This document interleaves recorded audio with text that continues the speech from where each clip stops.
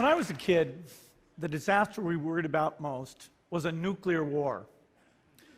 That's why we had a barrel like this down in our basement, filled with cans of food and water. When the nuclear attack came, we were supposed to go downstairs, hunker down, and eat out of that barrel. Today, the greatest risk of global catastrophe doesn't look like this. Instead, it looks like this.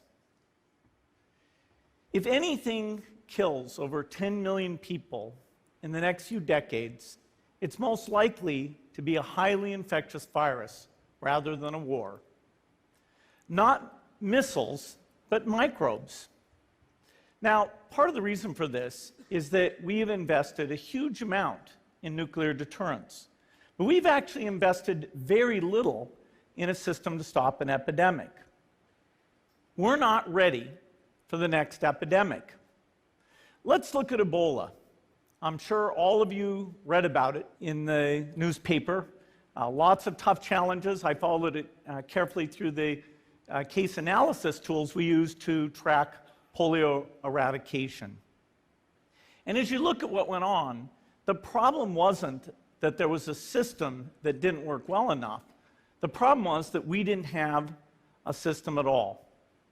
In fact, there are some pretty obvious key missing pieces. We didn't have a group of epidemiologists ready to go who would have gone, seen what the disease was, see how far it had spread. The case reports came in on paper. It was very delayed before they were put online, and they were extremely inaccurate. We didn't have a medical team ready to go. We didn't have a way of preparing people.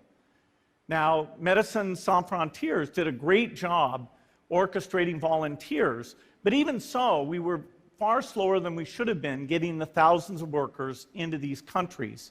And a large epidemic would require us to have hundreds of thousands of workers. There was no one there to look at treatment approaches, no one to look at the diagnostics, no one to figure out what tools should be used.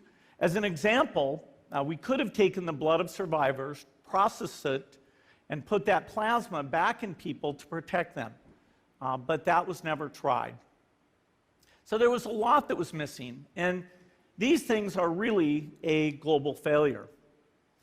The WHO is funded to monitor epidemics, but not to do these things I talked about. Now in the movies, it's quite different. There's a group of handsome epidemiologists ready to go. They move in, they save the day, but that's just pure Hollywood. The failure to prepare could allow the next epidemic to be dramatically more devastating than Ebola. Let's look at the progression of Ebola over this year. About 10,000 people died, and nearly all were in the 3 West African countries. There's 3 reasons why it didn't spread more. The first is there was a lot of heroic work by the health workers. They found the people and they prevented more infections. The second is the nature of the virus. Ebola does not spread through the air. And by the time you're contagious, most people are so sick that they're bedridden. Third, it didn't get into many urban areas, and that was just luck. If it had gotten into a lot more urban areas, the case numbers would have been much larger. So next time, we might not be so lucky. You can have a virus where people feel well enough while they're infectious that they get on a plane or they go to a market. The source of the virus could be a natural epidemic like Ebola, or it could be bioterrorism. And so there are things that would literally make things 1,000 times worse. In fact, let's look at a model of a virus spread through the air like the Spanish flu back in 1918. So here's what would happen. It would spread throughout the world very, very quickly. And you can see there's over 30 million people die from that epidemic. So this is a serious problem. We should be concerned. But in fact, we can build a really good response system. We have the benefits of all the science and technology that we talk about here. We've got cell phones to get information from the public and get information out to them. We have satellite maps where we can see where people are and where they're moving. We have advances in biology that should dramatically change the turnaround time to look at a pathogen and be able to make drugs and vaccines that fit for that pathogen. So we can have tools, but those tools need to be put into an overall global health system, and we need preparedness. The best lessons, I think, on how to get prepared are, again, what we do for war. For soldiers, we have full-time waiting to go. We have reserves that can scale us up to large numbers. NATO has a mobile unit that can deploy very rapidly. NATO does a lot of war games to check, are people well-trained? Do they understand about fuel and logistics and the same radio frequencies? So they are absolutely ready to go. So those are the kinds of things we need to deal with an epidemic.